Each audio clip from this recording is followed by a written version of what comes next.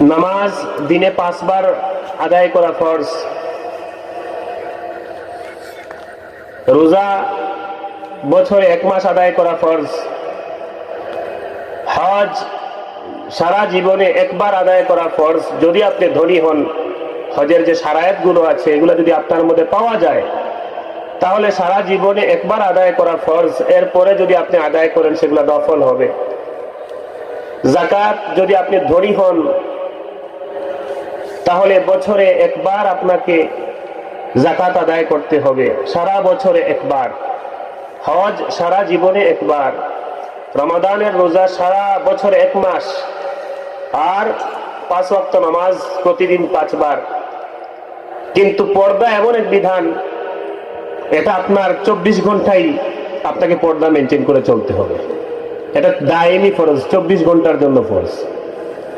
তার মানে আমরা যতগুলো ফরজের কথা এইমাত্র বললাম তার মধ্যে বাকিগুলোর একটা সময় আছে, এই সময় থেকে এই সময়ের মধ্যে এই ফরজটা আদায় করবেন। কিন্তু পর্দা এমন এক ফরজ যেটা আপনাকে 24 ঘন্টায় এটার মধ্যে থাকতে হবে, এটা আদায় করতে হবে। তো এই পর্দা আসলেই আমাদের মাথায় প্রথমেই চলে আসে নারীদের কথা, যে নারীরা পর্দা করবেন। হ্যাঁ, অবশ্যই তারা তো পর্দা করবেন, পুরুষরাও পর্দা করতে হয়। এজন্য এই যে আয়াতে কারিমা পড়েছি, এর আগের আয়াতে আল্লাহ প্রথমেই বলেছেন পুরুষদের কথা, ওয়াকুল লিল মুমিনিনা ইয়াগুদ্দু মিন আবসারিহিম ওয়া ইয়াহফাযু ফুরুজাহুম। হে নবী, আপনি পুরুষদেরকে বলুন, মুমিন পুরুষদেরকে বলুন, ইয়াগুদ্দু মিন আবসারিহিম, তারা যেন তাদের দৃষ্টি সবসময় অবনমিত রাখে, তারা যেন বেগানা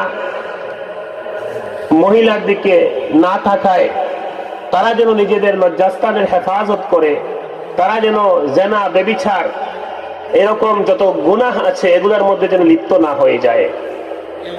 তাহলে প্রথমে আল্লাহ পুরুষদেরকে নির্দেশ দিয়েছেন, এর পরের আয়াতে এসে বলেছেন মুমিনা নারীদেরকেও বলুন, তারাও যেন তাদের দৃষ্টি অবনমিত রাখে।